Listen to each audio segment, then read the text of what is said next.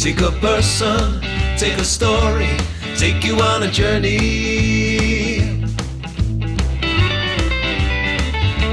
It's your take.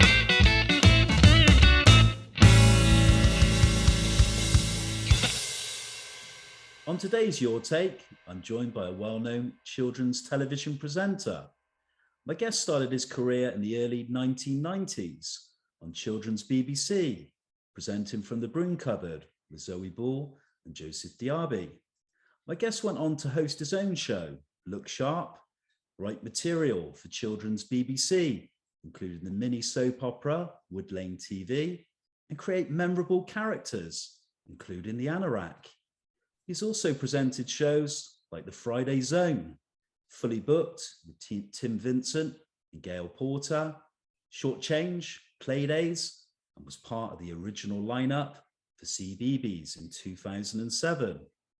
My guest has appeared in Pantomime every year since 1995, hosted family concerts for the London Philharmonic and BBC Philharmonic orchestras.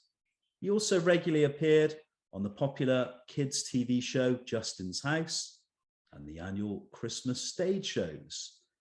Today I talk to children's television broadcaster Chris Jarvis. We talk about Chris's early life, his television breakthrough, television shows he's worked on, and writing content for young children. Good morning, Chris. Thank you kindly. Good morning. Good to see you. Thank you kindly for being our guest on Your Take. Before we begin, interestingly, we've interviewed, you're our third guest who works in children's television broadcasting. We spoke to Tommy Boyd from Magpie back in the 1970s, Simon Parkin from kind of the mid to late 1980s, also from the Broom Cupboard, and then today another generation with yourself from starting around about the early 1990s with yourself. So I'm interested to hear about your career, how you ventured into children's television. But if you don't mind, can we kind of cast the clock back to kind of the very beginning, to your early life? You were born April the 20th in 1969. I wanted to ask where you were born and just give us some background on your parents, what they did for a living, and do you have any siblings? Yeah, I was born in Romford in Essex. Well, it's actually part of London now, but historically part of Essex. And we lived and I grew up in Essex.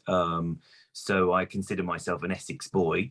My parents were both in education. My dad was a university lecturer and my mum was a head teacher.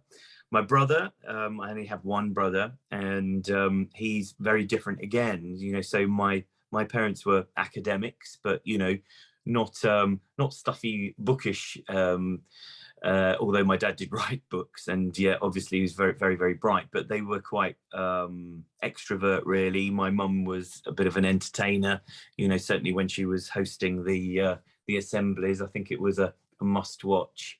And I used to go and help her out sometimes at a school and watch her, sort of entertaining the children as well as the grown-ups around. I thought, oh yeah.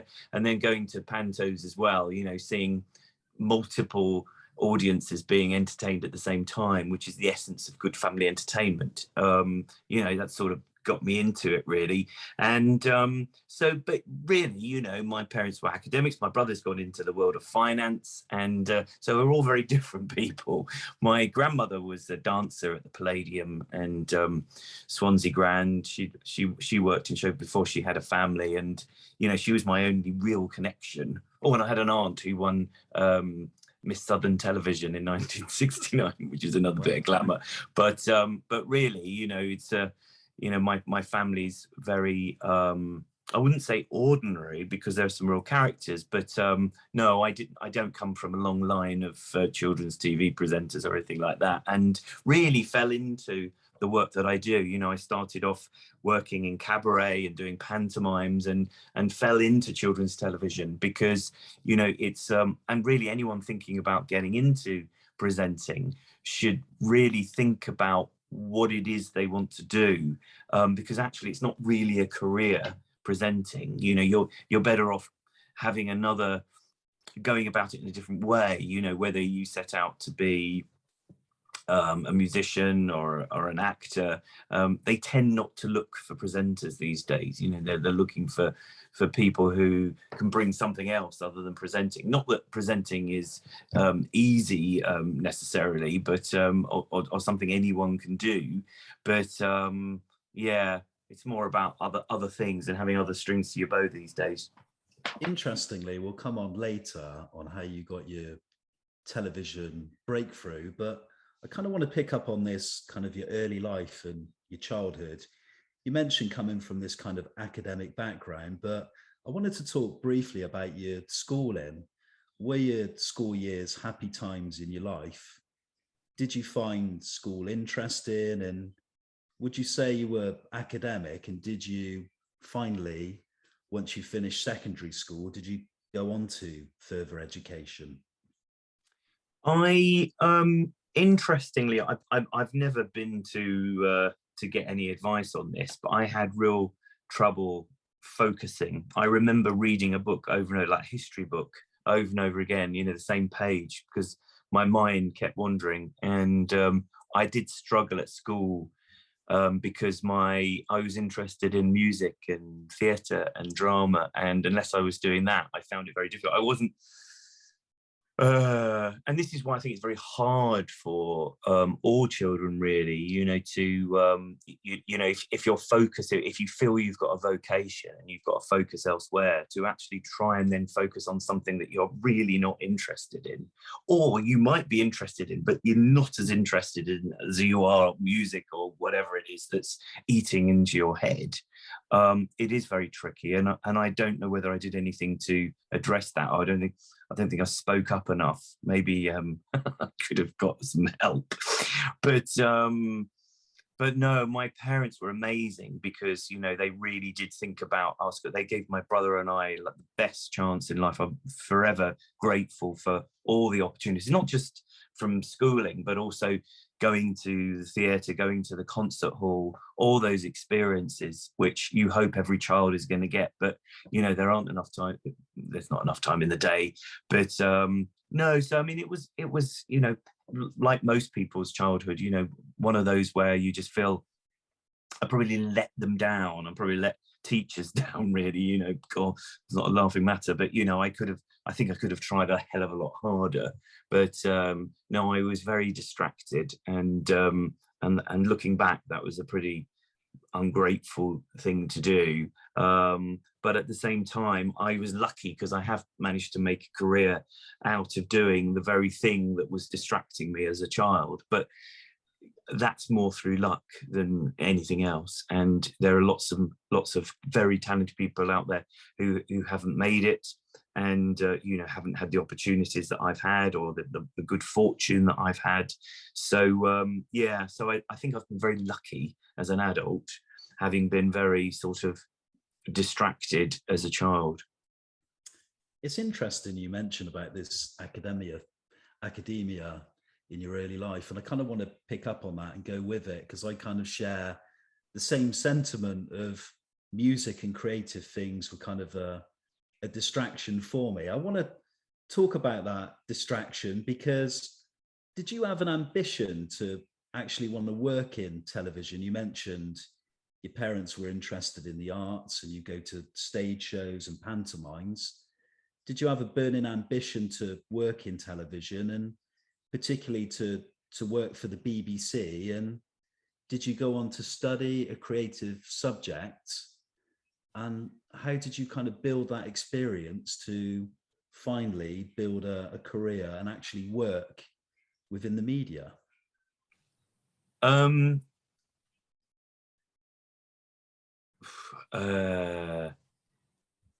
Just trying to think about how to answer that. Well, yeah, I mean, I obviously studied the usual subjects that everybody has to study at GCSE. Well, it was O-levels when I was there. So, you know, I did get qualifications, and I did actually end up getting a degree. I did a part-time degree course. Well, it was actually a full-time degree course, but I did it part-time while I was working at LBC and a local radio station. But no, I was lucky with the breaks. But in terms of what I wanted to do, I wanted to be an actor. I wanted to be, I wanted to be involved in family entertainment. I think, I wouldn't have said that I knew what that label was when I was a child. But growing up, I was into musicals, and I'd have loved it now, because there are so many drama schools and opportunities, and also it's all very accepted.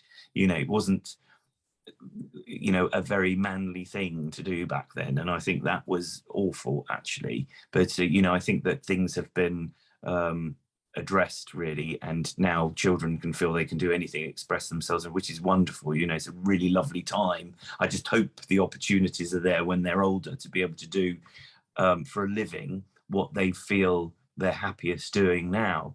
I think that but even so, I was very lucky, that I went to a church drama group, amateur groups, so I was very involved in it, and really the training came from doing, and that's always been there. Every year I'm alive, I realise how little I know, and every show that I do, the more I learn about, because I think so much of our business comes through doing, rather than actually being anything that anyone can physically teach you. I mean, it's a very good idea to go to drama school. It's a very good idea to go on courses if you want to learn about mask wearing and mask work and combat and all the skills that make up a really good spotlight profile, because those things are very, very important. But fundamentally, for you as a person, I was talking to a drama teacher yesterday about this, sooner or later you absorb all that information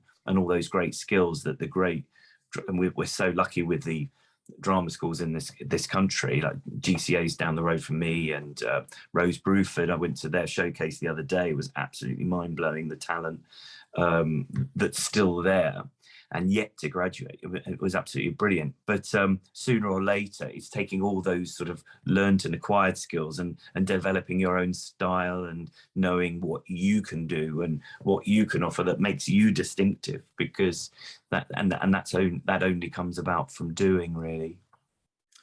From a love of amateur dramatics and being involved in it, and you've spoken about learning on the job and gaining experience through almost kind of being thrown in the deep end in some ways and just doing it. I kind of want to find out how your television breakthrough, how it happened, and what made you decide to specialize in children's programming and presenting, or did that just kind of happen?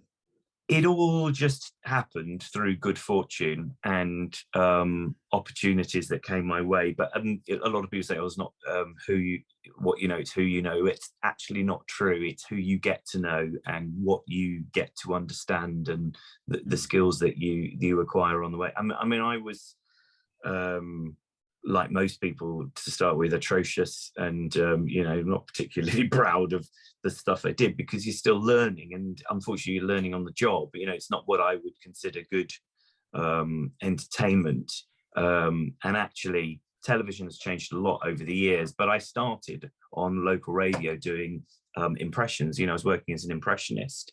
I did them on LBC. I worked in commercial production there, and behind the scenes, and I had a show latterly on LBC before it became very much a news station, and it's doing very well now. It's amazing.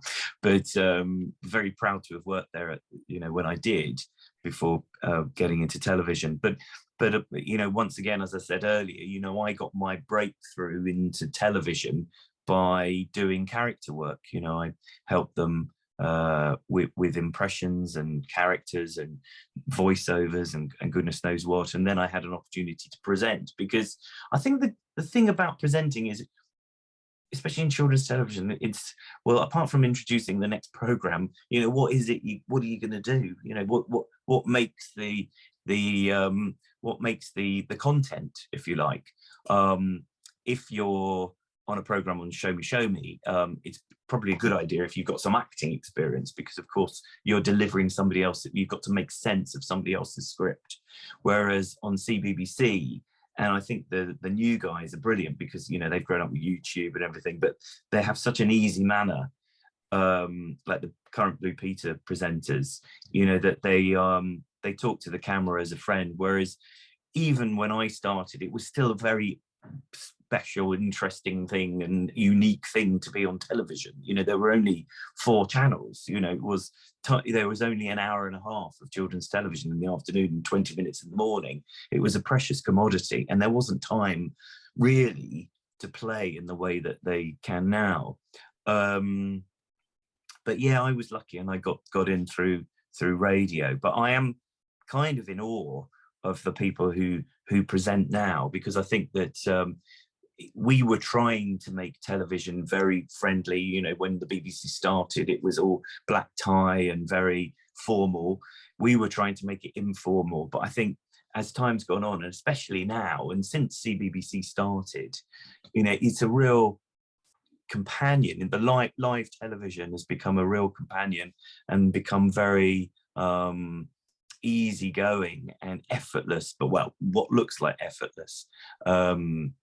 I think that CBBC is tremendous. It's a shame it doesn't, you know, get perhaps the figures that CBeebies does, but that's because CBeebies is unique in a very different and separate way, and it's a preschool channel. And CBBC arguably has a lot more competition because of all the commercial networks there are. But I think the presenters on there are tremendous. Interestingly, we go back, cast the clock back to the early 90s decade, pre the digital age, and one of your big television breakthroughs was presenting from the Broom Cupboard with Zoe Ball and Josie. What are your standout memories from your time presenting in the Broom Cupboard? And what was it like working with your co-presenters, and what did you kind of learn from them?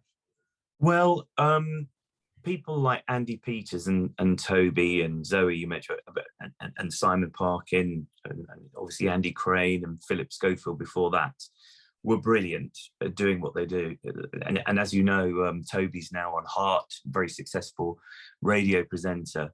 And the skills for doing that slot in the Broom Cupboard were those you really needed people who had a handle on radio, actually, because we were operating all the equipment, firing things in. So it was about that as much as it was about talking to camera and you know, being able to operate all that gear. And I remember thinking how fantastic Toby was, and I just couldn't imagine him being able or wanting to do anything else. And it's really interesting because of course he's now done probably longer on Heart, where I think he's probably even, yeah, it's a job that's 100% him. He's perfect for that channel. He's the right age, he's got the right energy, he's consistent. And I'm not sure that I wasn't, you know, particularly good at that. But what I was lucky about with Josie, because Josie was an actress and we got involved in doing more character work and things like Wood Lane TV. So rather than filling the airtime with competitions or whatever it was, we gave quite a lot of our BBC Two morning time to this little soap opera called Wood Lane TV, which was really cheaply done with one camera and very few. We had props, but you know, there was no budget. It was just done in the time that we would otherwise have spent just reading emails or whatever. So I was very fortunate to be able to do that, and we were very lucky with the people who worked there, who allowed it, you know, who ran the department, who allowed us to do that. So Paul Smith, who ran the department, plus all the producers, allowed us to do that, which was incredible, really. Because it allowed Josie and I to flex a muscle which we could do rather than trying to be anything else. And I think that one of the biggest shame at the moment is that Josie's not in a sitcom, because she's a brilliant actress and she's a really good comedy actress. She's doing great on all the shows she presents, but she's also, as well as being a good presenter, a fantastic actress. And she went to RADA. She's so well trained, but she's very, very funny. And I And I hope one day, she gets that amazing sitcom, or somebody writes it for her, because she really deserves it. But I was very, very lucky to get that break. But I don't feel that, interestingly, the same man gave me my job, Paul, gave me my job on CBBC CBeebies when it started, to do basically the presentation, the Broom Cupboard, if you like, style continuity, but on CBeebies. But actually it was more my thing, because it was a performance rather than me just talking to camera, being myself, because I'm boring. I'm a very boring person, you probably realize now. I'm a very boring person, but when I perform, when I become that character that presents on CBeebies, then it all works out. But that's not necessarily the sort of character you want introducing news round. From presenting from the Broom Cupboard, you went on to work on a number of BBC programmes. We'll mention some of them: Look Sharp, The Friday Zone, Fully Booked, Short Change, Playdays, of course, Soap Fever, and many, many more. Do you have a particular favourite programme from that period you worked on? And my second question was, do you enjoy working more as a solo presenter or co-presenting in collaboration? I enjoyed all those opportunities, and I loved all the programs, and they all allowed me to be a performer as well as just a presenter. And that's something that you can't really do in the Broom Cupboard, because it's one-on-one. It's like, whereas interesting, as I've grown up, as I've got older, I've actually realized that radio, which was my first love, is something that I love doing. And I've been lucky enough to do a few shows recently. But no, being larger than life, which you need to be to do things like Playdays and the Friday Zone, which was like Crackerjack now, with very similar sort of program, except it was an hour and a half of live entertainment with games and sketches. And so I love doing that. I love doing Jungle Run and all those things. They were all great fun. Fully Booked was perhaps not really me, because it involved, but I was lucky because Tim Vincent was there as this sort of cool dude, who could relate to the teens, and I was sort of there as this sort of game show host stroke fool, really, that could just pop up, and I didn't have to worry about that. So I do prefer working with other people. I've always preferred to collaborate rather than work alone.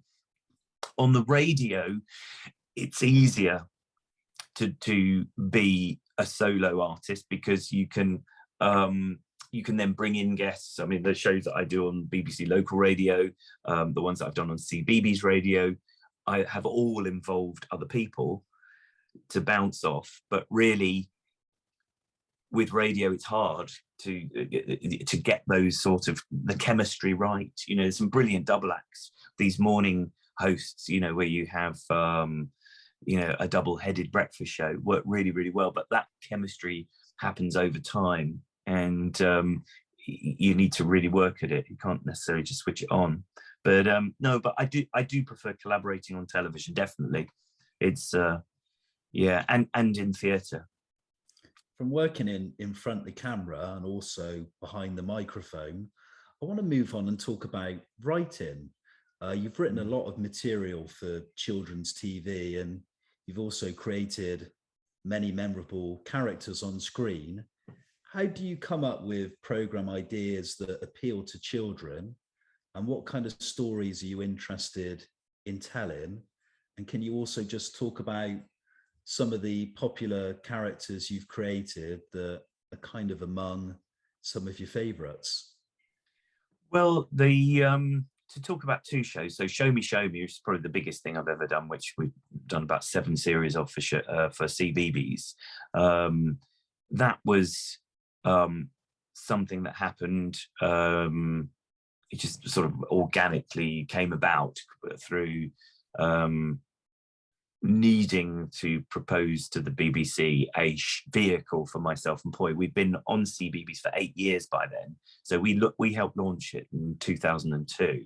And then in 2008, we thought, what, probably read enough birthdays now, and it needs someone, because every day there's a lot of telly and it needed fresh delivery, and I'm sure the BBC probably agreed as well. It was all getting a bit tired.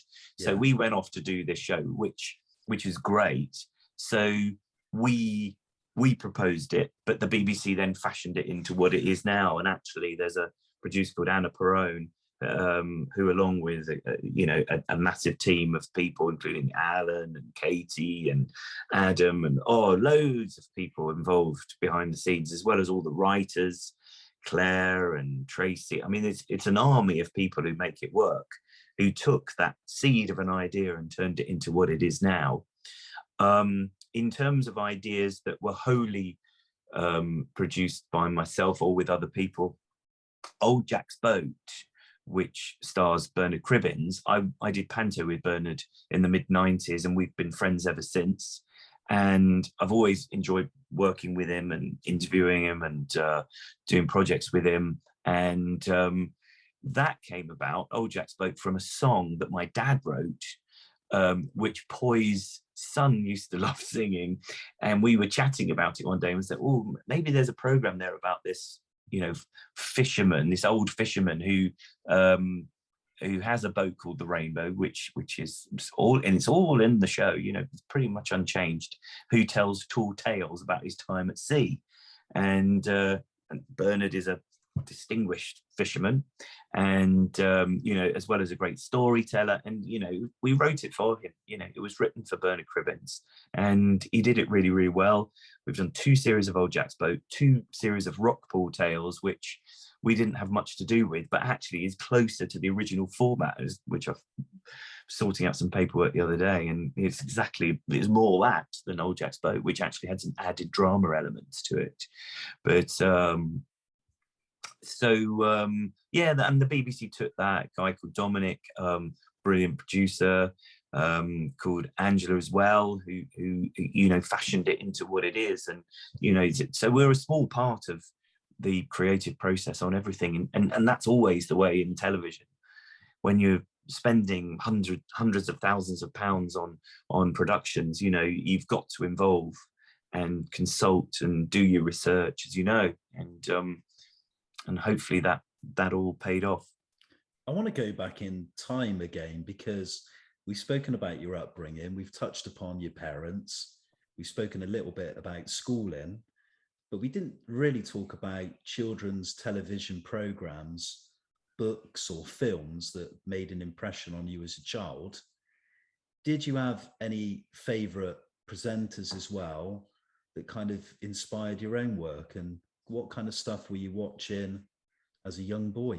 Yeah, I mean, I was very lucky actually, because a lot of my friends' parents wouldn't allow them to watch ITV and things like this. I wouldn't moderate the amount of television. My parents were, even though they were very mindful of our education and very good at sort of helping us and and giving us all those wonderful opportunities, they let us watch a lot of telly, which is great. So I watched a lot of those half-hour sitcoms like Dad's Army, Are You Being Served, and which were all great family shows, along with all the pantos we watched. But in terms of children's television, I loved Rent a Ghost and the sort of the more child-friendly, if you like, or the child-only comedies, and the pantos, the Blue Peter pantos, and I pretty much loved it. I mean, you name a presenter who was around at that time, I thought they were fab. They were. I can't remember there being any personalities growing up who I didn't think had something to offer, and I ended up being friends with Brian Cant. He used to do pantos in Poole. I was doing them in Bournemouth, and over quite a few years, and I got to know him and his family, and we worked on a couple of shows together. Derek Griffiths, I've done panto with a couple of times, and we text a lot. And he did an episode of CBeebies Den for me, Magic Den, last year. So I'm very lucky that these people have become my friends. And there's one guy who wasn't on screen in the 70s and 80s and 90s, but he made a lot of television, called Jeremy Swan, who I got to know at the BBC. Now, he's fascinating because he produced and wrote a lot of great comedy shows. He was responsible for all the Rent-A-Ghost comedy episodes, Julia Jekyll and Harriet Hyde, if anyone remembers that, Uncle Jack. You know, he did all the great comedies, and he was responsible for the pantos back then. I didn't realise all this when I met him because, of course, you know, he wasn't on screen, so I didn't obviously recognise who he was or anything at the BBC. But we became friends, and you know, he's amazing to talk to now because he went through all those shows. You know, he was good friends with Kenneth Williams, who I thought was fantastic growing up, you know, as a voice artist, and Kenny Everett. Kenneth Williams. Yeah. Well, he worked. Kenny Everett was great as well, and some of those comedy shows were tremendous in the 80s.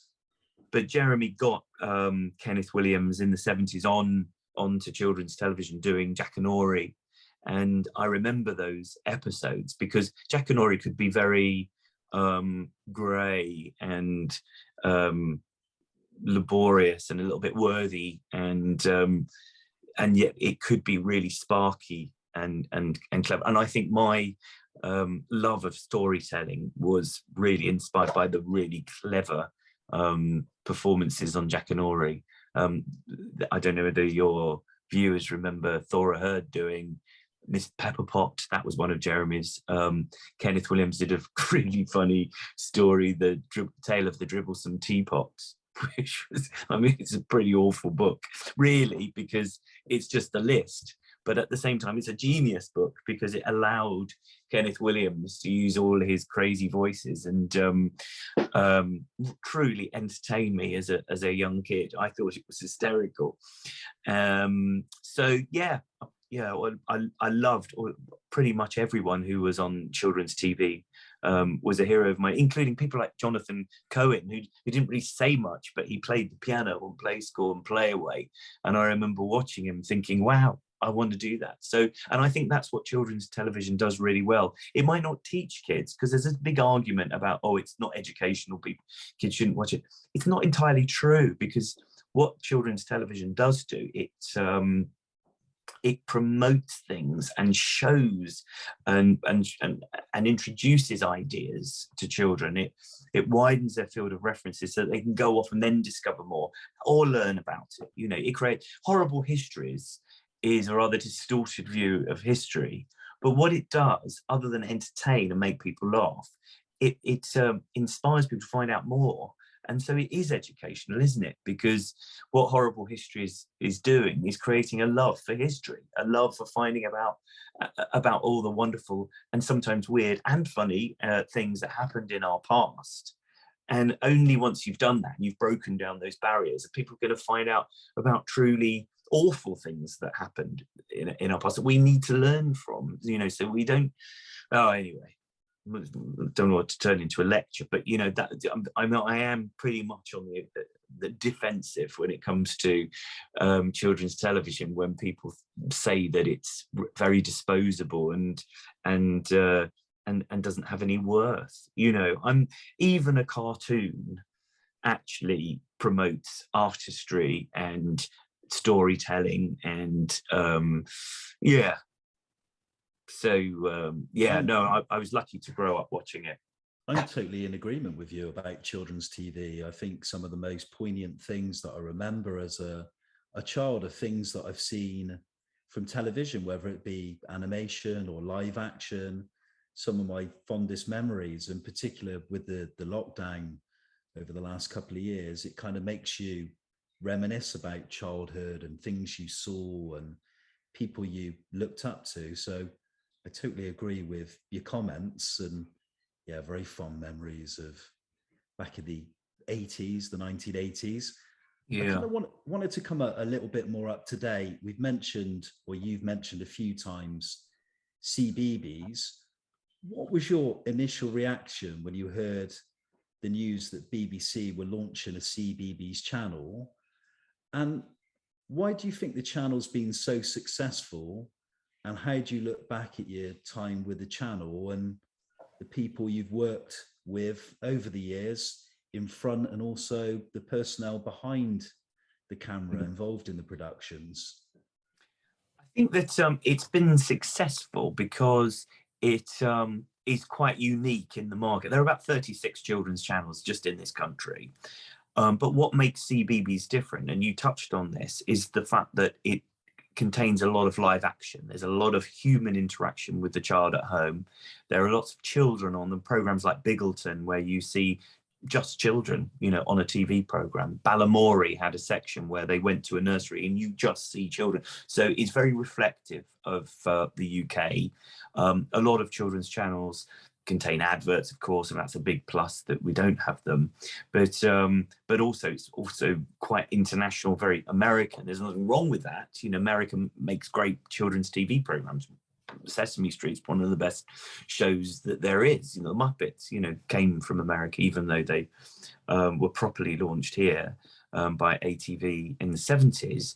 But I think what makes CBeebies different is the variety and the bravery of what it does. So we've tackled Shakespeare, ballet, the proms, drama, comedy, issues. We reflect not just children, but different groups of children, different cultures. It's responsible public service broadcasting in the same way that BBC local radio reflects its audience and is very much a friend to its audience. I think CBeebies does the same, whereas BBC One is a platform. You might love a show that's on BBC One, but you don't love BBC One. I mean, you wouldn't want to wear a T-shirt that said BBC One, or you might do if you're a bit of an Anorak, but you might want to wear your local radio station because you're proud of it. You're proud to be part of that community. And I think CBeebies is the same. When I meet people, I keep saying in interviews, I'll never be lonely, because there's always somebody who's either watching it now or watched it years ago when I'm back in the day.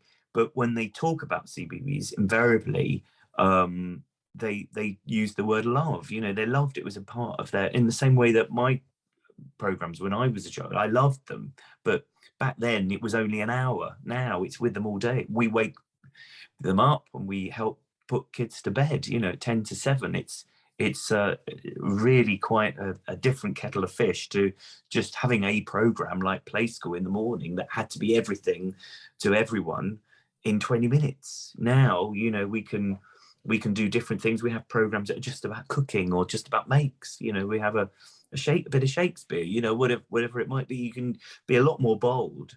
And we didn't realize at the time just how special CBeebies would be, because we knew it was going to be good because there weren't going to be adverts, and it had Bob the Builder and Postman Pat, as well as Mr. Tumble and Balamori and all the lovely live action stuff.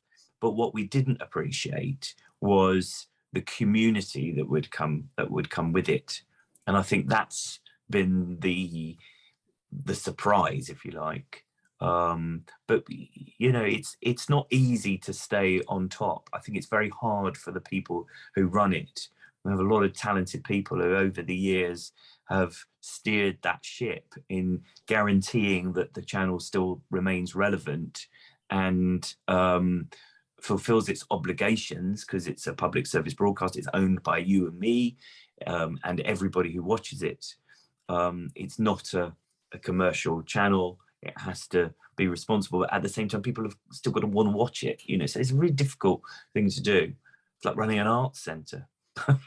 We move from the medium of television now to stage.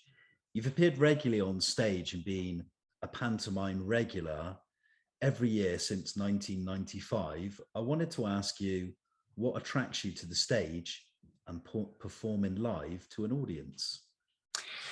Well, before 1995, you know, when I was doing amateur shows, amateur pantos and goodness knows what, that's the only sort of place you learn your craft, really, growing up. As everybody knows, now there is this craft of social media and YouTube, and so there is a more of a televisual, if you like, video, digital domain area where people can experiment and gain skills. But really, back then, it was the only place to do it. But still now, I will always, if people employ me, I would always want to do panto and shows during the year, because it's a connection with the audience.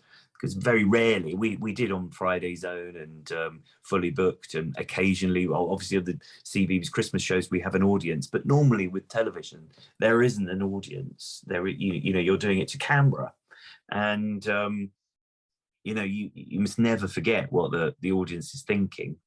It was incredibly useful. For 10 years, Poi and I toured Show Me, basically. You know, we did a stage show, and it was really important we did that, because we were able to try out things.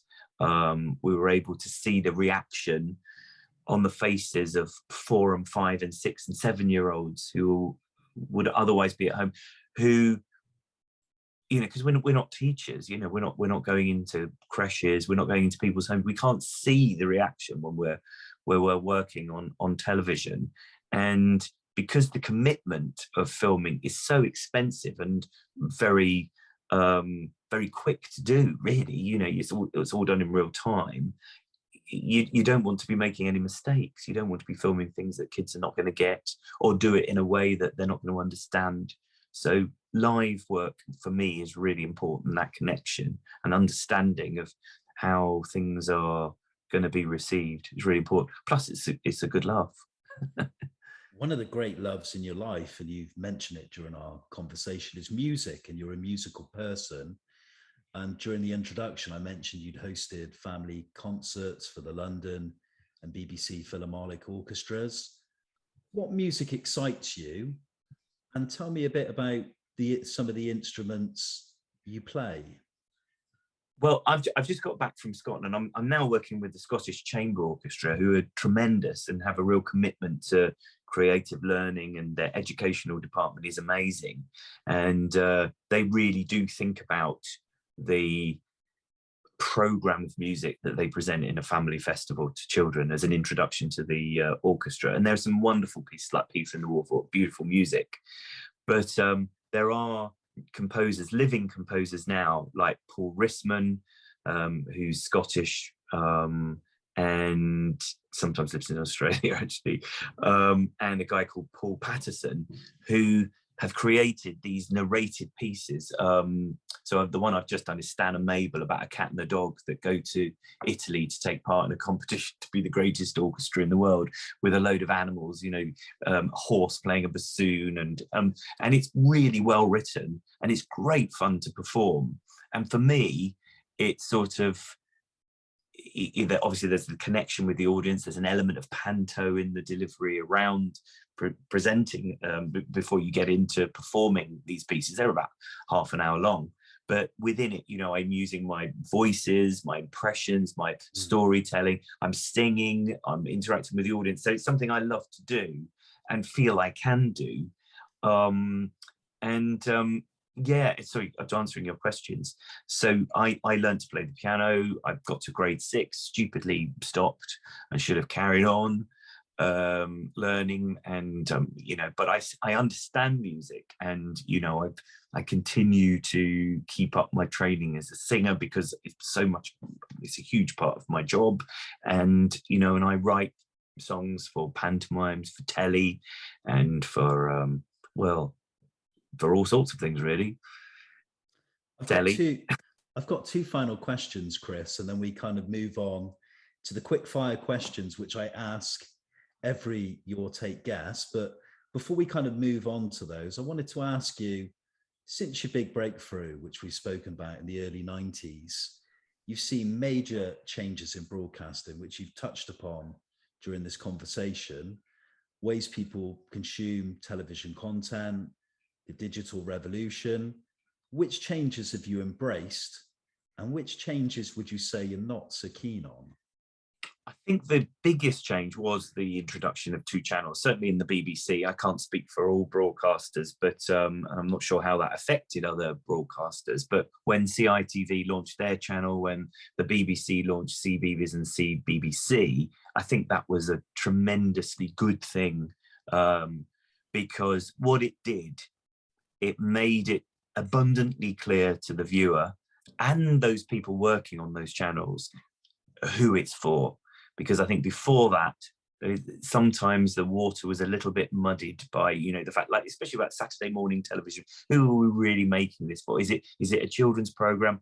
If we're putting in stuff for grown-ups and students and goodness knows what, you know, are we taking away from, you know, what this show really should be? But, you know, it's at the same time, you need the audience figures to be able to justify that slot and the money and everything. But when CBBC started and CBeebies, so take, for example, In Da Bungalow with Dick and Dom, that was a tremendous program. And for me, I think a bit of a breakthrough, because it was just for kids. You know, there was no question about who that show was intended for. You know, as it happened, I think a lot of students did find it funny and interesting, and, you know, it did really well. But by accident, you know, you had two great, crazy presenters and a format that was just for 7 to 10-year-olds.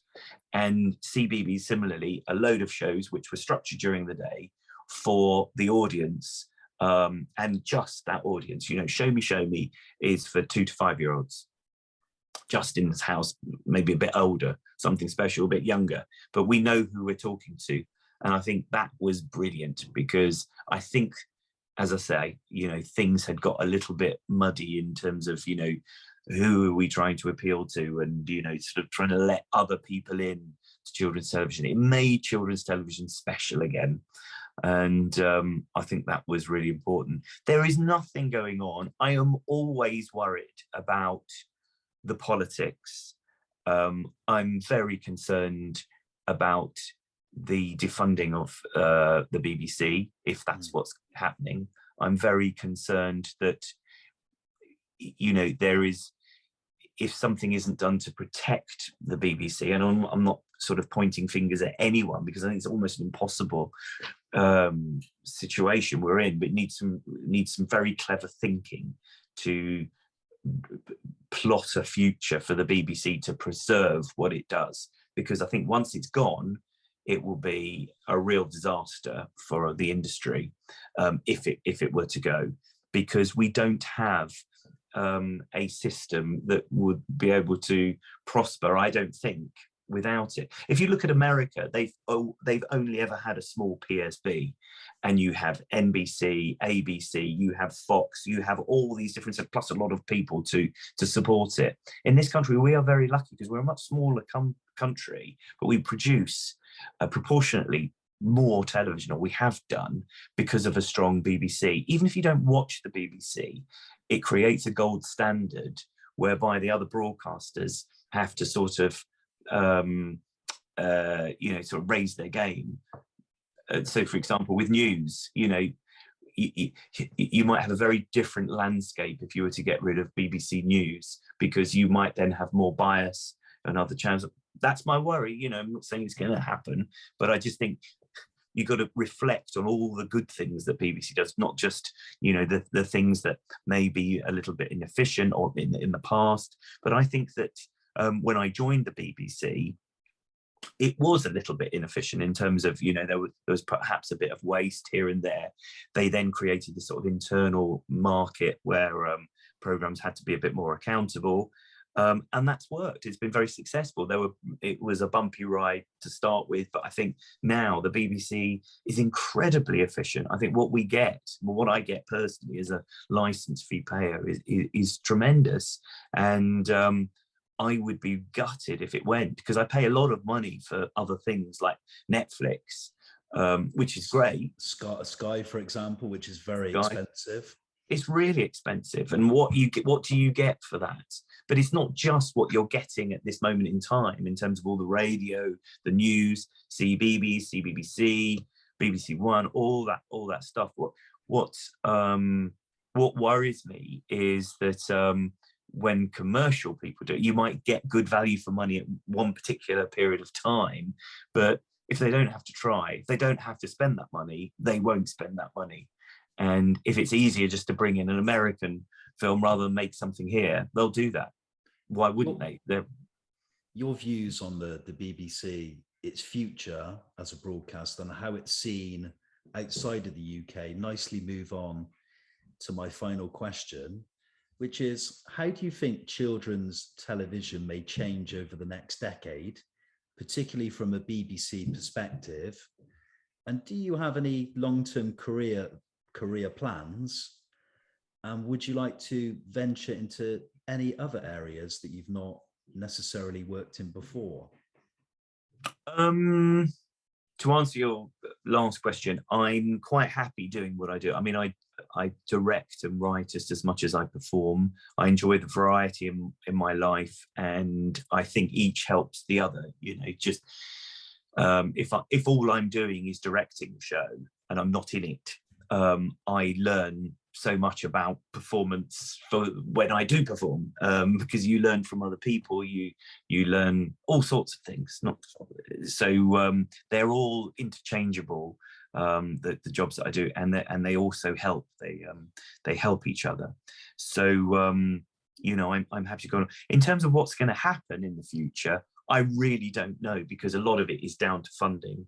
If the BBC can be secured and its future can be guaranteed in a way that it's allowed to prosper as a proper PSB without having to worry too much about the commercial side of things, then I think it will do very well, as it's always done. Because the thing about the BBC and children's BBC is that the talent that's there, especially behind the scenes, not just in front of the camera, but the talent that's behind the scenes grows all the time because of the way that the organization works. People are forever being encouraged to learn and shadow, and so everybody's learning from each other. But you've also got that heritage. There are people that worked on Play School still working on programs now. So you have all this wisdom that has just been acquired. Every single, we occasionally, when we were doing Show Me, we would watch old episodes of Playdays if there was a theme that we were covering, to see how they did it, see if there was anything we could learn. You've got the resources of the Natural History Unit, as you know very well, down the road from you. Down in Bristol, yeah, of course. You know, to get rid of things like that, or to shorten or to decrease the value or the size of any of these resources, or to give them away or privatize them, I think it will be a massive mistake. And I think that people have got to really wake up to the fact that they own the BBC. We all own it. You know, its history is ours. We don't just own what's going on at the moment, as we are shareholders in all the great things that it has done, from Natural History, but Dad's Army, and all the great dramas. And one thing we failed to mention as well is the radio side of things. You know, we've got, you know, Radio 1, Radio 2, 3, 4, 5 Live, which I listen to a hell of a lot. You know, great radio broadcasting. Yes, and most of it is really complementary to what the commercial world is providing. You know, the sort of the news and the editorial that you get on Radio 4, which is very expensive. You know, the forward planning that goes into File on 4 and the radio drama that you'll hear, all that speech content is incredibly expensive and difficult to do, and requires lots of thought and expertise and people and resources. Whereas if you look at the next biggest speech only commercial station, say LBC, you know, although they are spending money on that, and they do have journalists and producers, it's a much smaller operation, and most countries have that.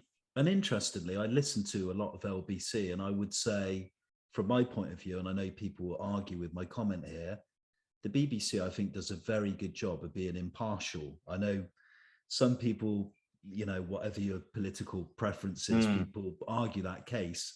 But I would say LBC, depending on the presenter, can be very politically biased. Yeah, and I think you're absolutely right. And you know, if we are to continue in broadcasting in this country, if Ofcom is to persist in granting greater freedoms, freedom of speech and freedom to operate radio stations and media in any way they want, which is great, and you know, arguably free speech is a wonderful thing. Yes.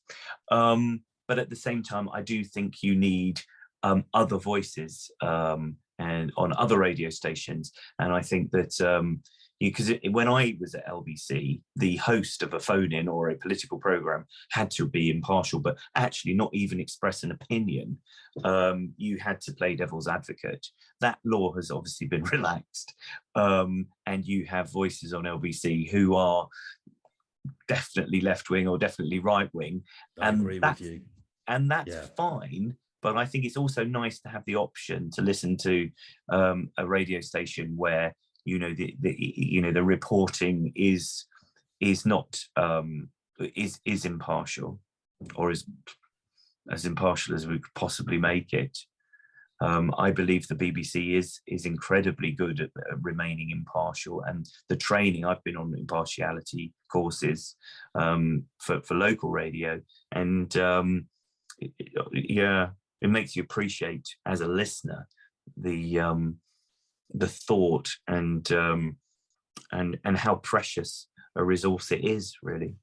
Because it's not just political impartiality, it's commercial impartiality as well, which for me is also very important, because we're constantly being sold things. We're constantly being bombarded with marketing everywhere. And some of it is quite, sneaky, for want of a better word. Whereas, that doesn't exist on the BBC.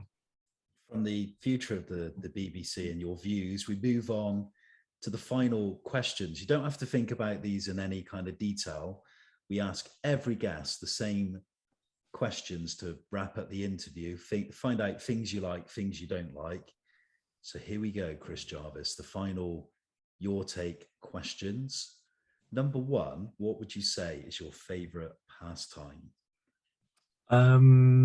Eating. Something we haven't spoken about is cinema. So in this case, what would you say is your favorite all-time movie and why? It changes every year. At the moment, I'm a big fan of Coco, which I wasn't going to watch. I watched it with my friend's daughter. It blew me away, the artistry. So yeah, I'd say that one at the moment. From the cinema now to books, and I wanted to ask you, who would you say is your favorite novelist? P.G. Wodehouse. If you could have had a different profession, what would it have been? Or what would you have liked it to have been? Teacher. Who in life, Chris Jarvis, would you say has been your greatest inspiration?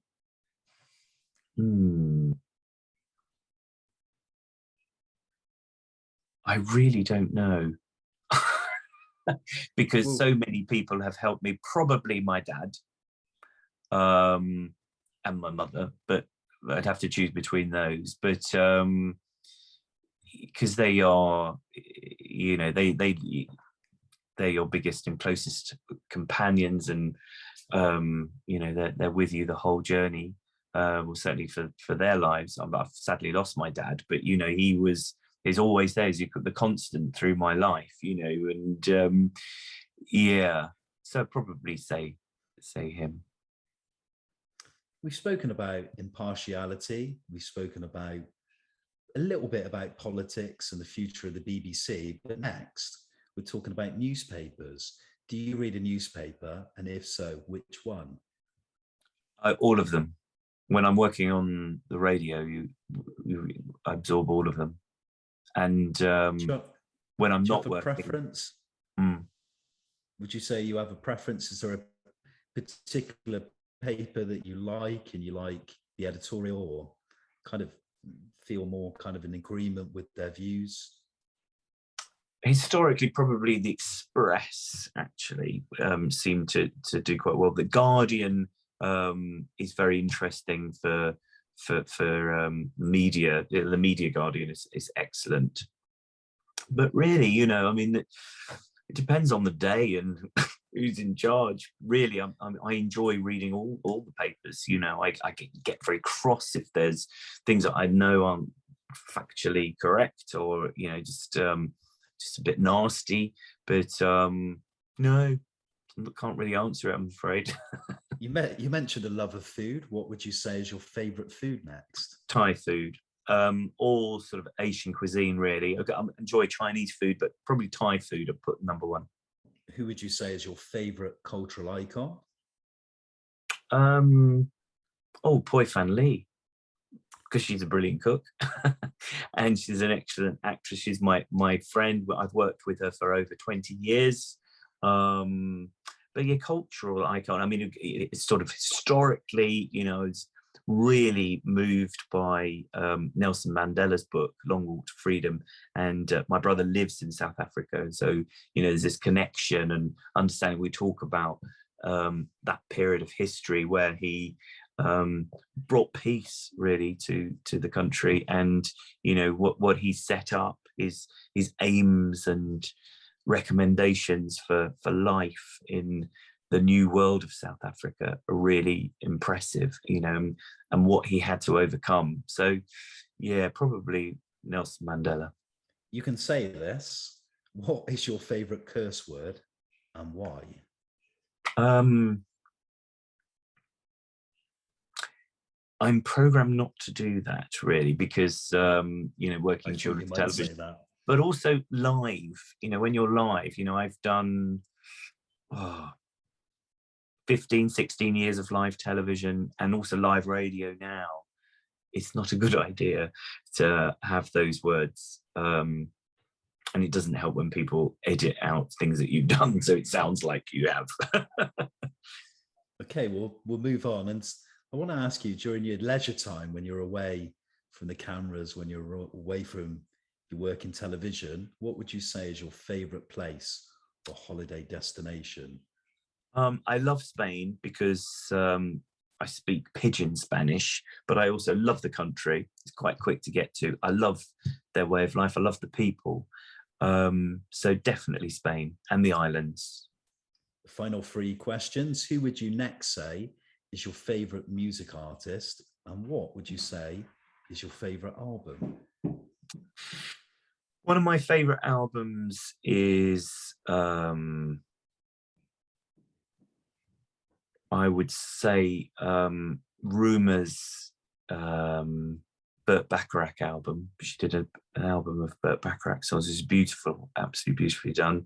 I love Henry Mancini. My favorite track probably would be Lujon, Soft Summer Wind, which is beautiful. Hot Summer Wind.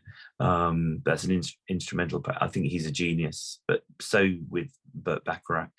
But really, I love most music. There's very few things that I don't like listening to, and it's the variety of music that I enjoy, rather than just listening to the same track over and over again. I would just tire of it. And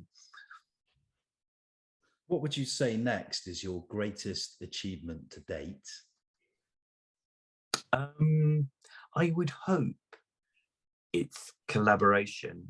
I like to collaborate and I like to inspire. It doesn't always work out. Sometimes, things get very, very stressful, especially with COVID recently. It's not possible to give people the pastoral care and the attention that they need to prosper on a stage show.